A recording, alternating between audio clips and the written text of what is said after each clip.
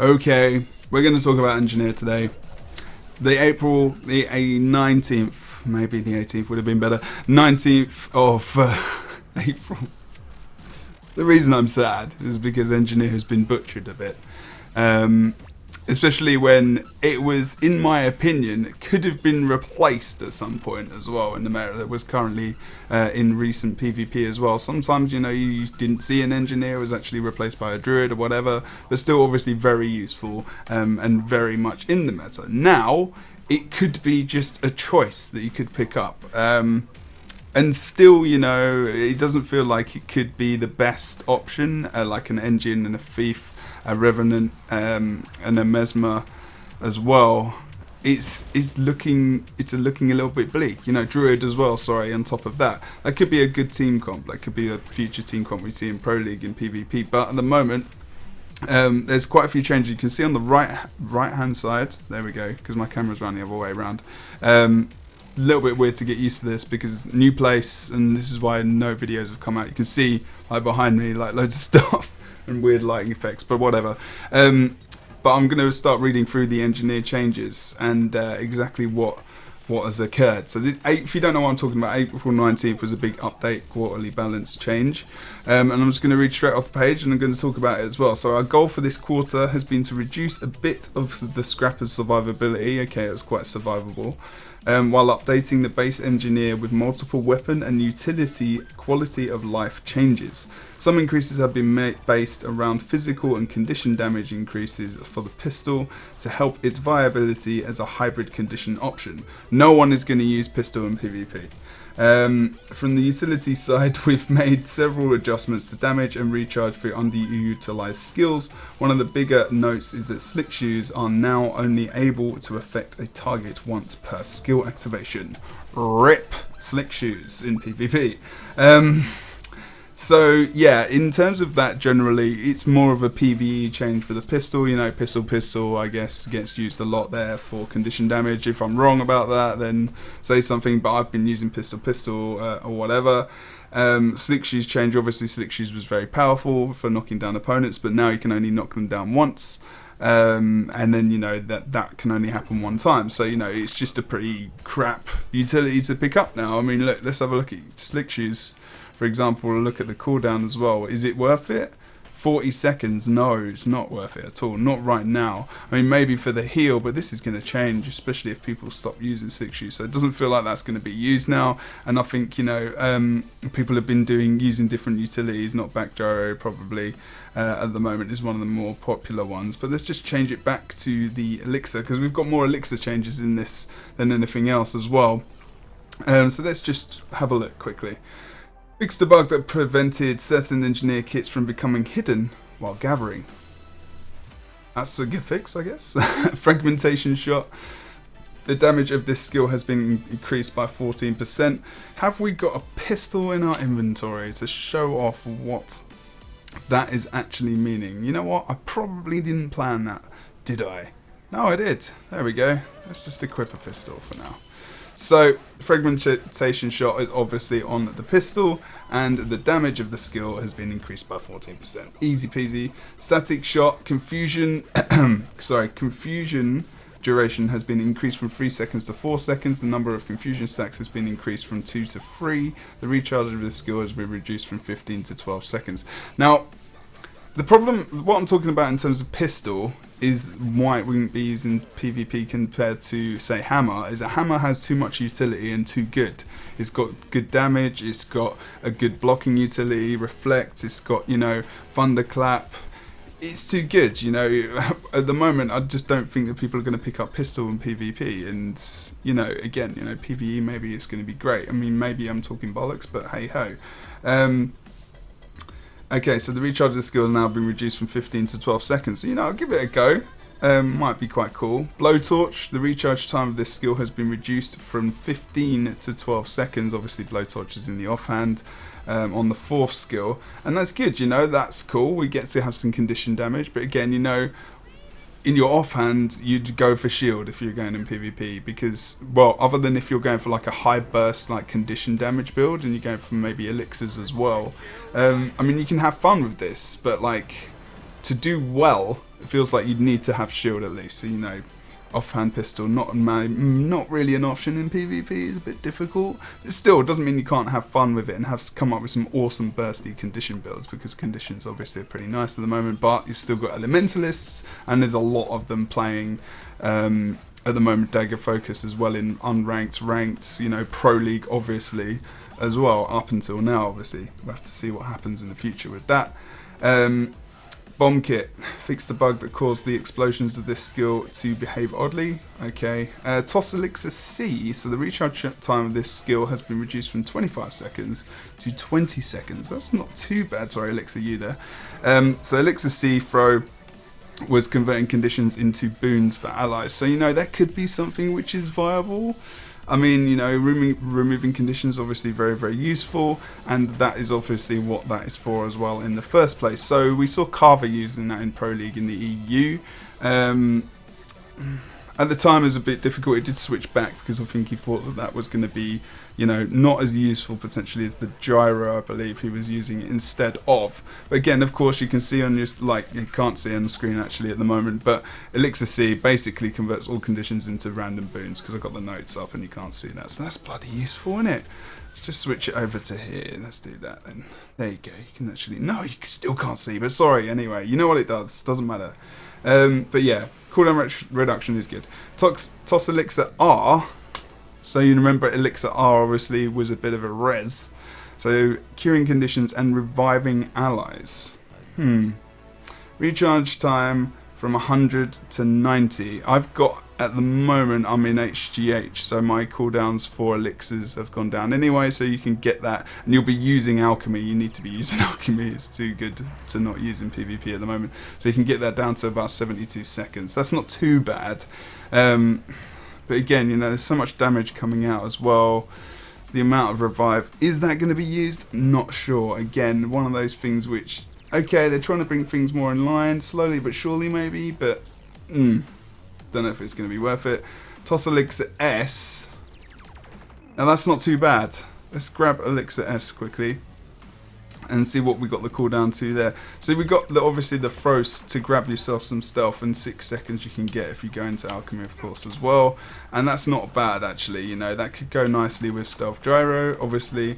And then you've got condi removal if you go into alchemy and whatnot as well. And if you use it, obviously the extended duration is quite good and could be used alongside, say, bulwark gyro and maybe the knockback gyro as well. But then you're getting rid of the elixir gun. So it's decisions, decisions, decisions. What do you do? Still, don't think that's going to be something that's going to be used right off the bat early in PvP in Pro League or ranked or unranked very soon. Maybe to test and to have a look and see what's going to happen. But other than that, you know, there's too many good viable options at the moment. You know, it's like I said, elixir gun and the 2 gyros as well as the stealth gyro as well. But yes, okay. I see what you're saying. Let's carry on. Maybe there'll be some other stuff we can maybe get happy about, or more happy about. Elixir U, the recharge time of this skill has been reduced from 50 seconds to 45 seconds. Elixir U, there we go. Missed that one there. So, you get quickness, you get quickness and either, might or fury. Obviously you get other conditions as well, other boons as well.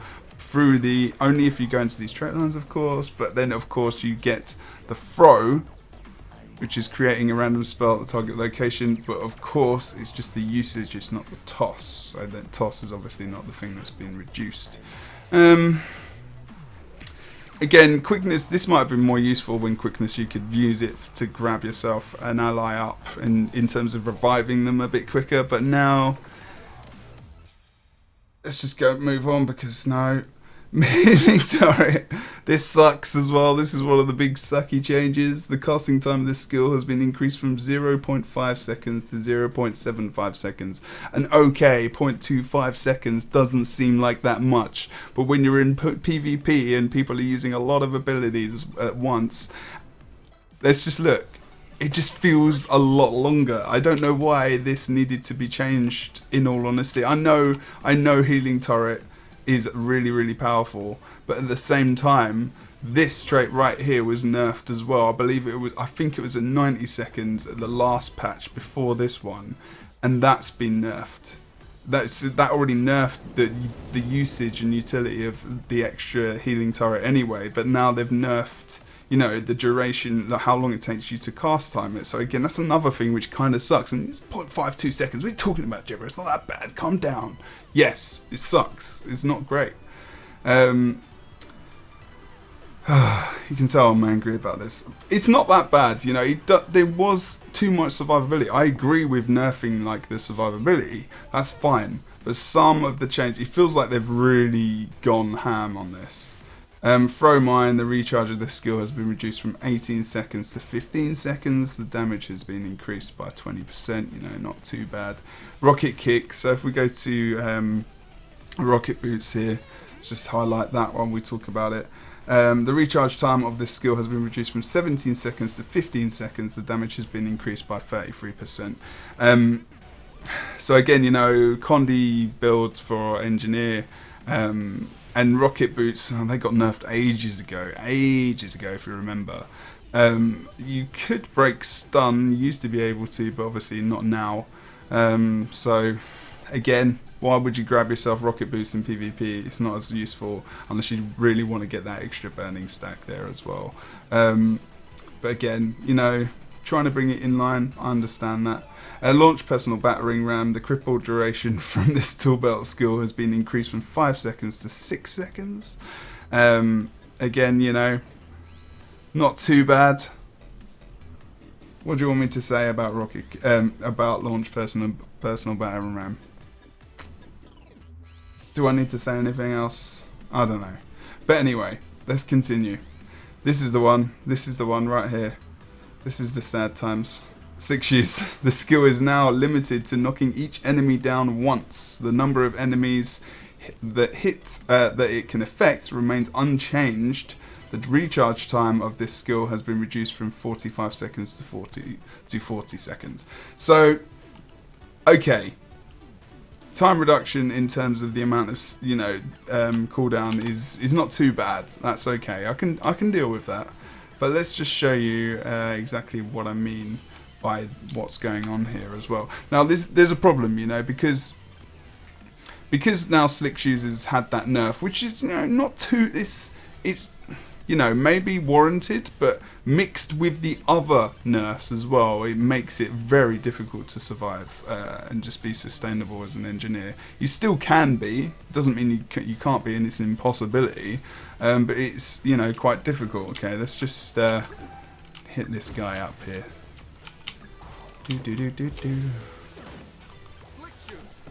There we go. He's got knocked down once, as an example, and that's it. He's not going to be knocked down again. So you can see what I mean, you know.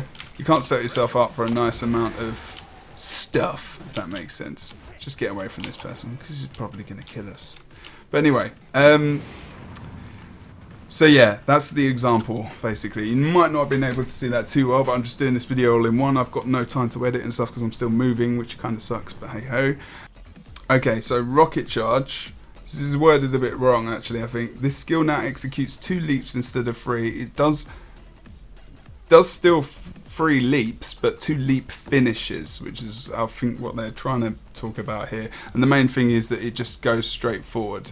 Rather than a little bit of an angle, which is what it's kind of saying with the initial 2 leaps. So let's just have a look. You know, it is what it is on the tin. I mean, still doing tons of damage. There we go. Let's just grab some swiftness there. Could be a good combination you could use. Okay, so let's go on. Sneak Gyro, Equalizing Blow. Increase the number of might and vulnerability stacks applied from 1 to 3. Okay, so on the third skill, you can see there, on the third activate, of the hammer, we've gone up to 3 might and 3 vulnerability. Not too bad, you know, at least that's not really one thing that people's really taken up on. So it's, you know, the auto attack on the hammer, not too bad, you know, they've buffed that a little bit. So it's, you know, you got something a little bit from this. Skill Sneak Gyro. This skill now has a 0.75 casting time. Boom. Could interrupt that quite easily probably now as well. You know, that needed to happen. Something needed to happen with Sneak Gyro. I think that's fine. But again, you know, mounted with the heel, with slick shoes, with everything else. I don't know. Just feels like it's maybe quite a lot. But hey ho. Rapid regeneration. Okay, here we go. This is the one. And without slick shoes now, you know, it's not too bad because we've not got super speed.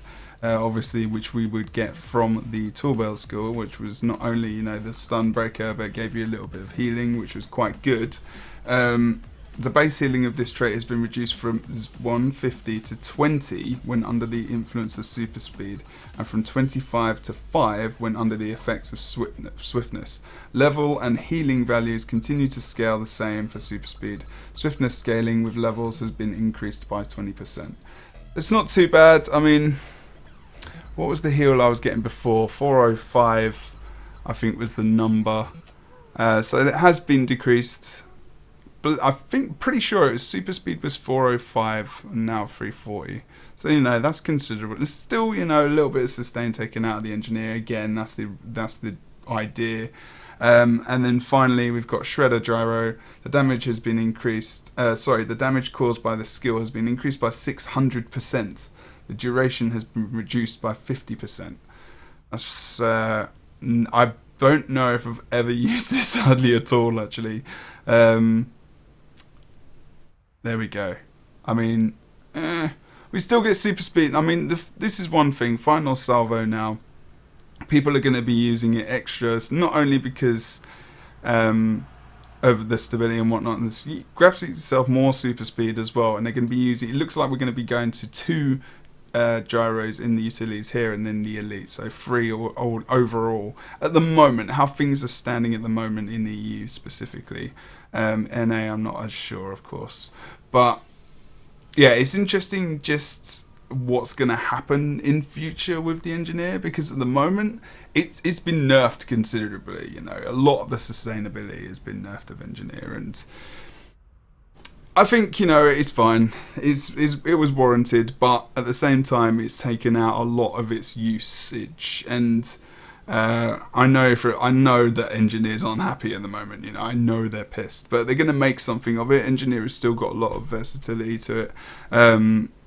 In terms of, you know, maybe bringing out some new utilities. In terms of trait lines, though, I don't feel like they're going to change massively. Maybe you could see something coming out of tools, but then, you know, would you replace alchemy and inventions with it? I don't think so. It's difficult at the moment. I need to play more to really give you a build or talk about it further. But hope you enjoyed just going through it, just talking. I didn't really plan this video, so I just thought I'd chat through the notes and just see what I think. But yeah, let me know what you think, guys, because at the moment I'm going to be trying a lot of builds. This is the one thing at the moment which is really good about unranked. Trying builds, like condition builds, hammer builds, trying out some different trade lines, see what you come up with, see how you feel about it. Is it still worth going for rapid regeneration? Still definitely now, especially since you've got less sustainability, and your heal is, you know, can be interrupted a lot easier than it used to be. 0.25 seconds. Doesn't seem that much, but still feels like quite a lot longer. I don't know if that makes sense, but it does. But anyway, guys, I've been Jebro. Take it easy. Don't forget to like, comment, subscribe. See you soon.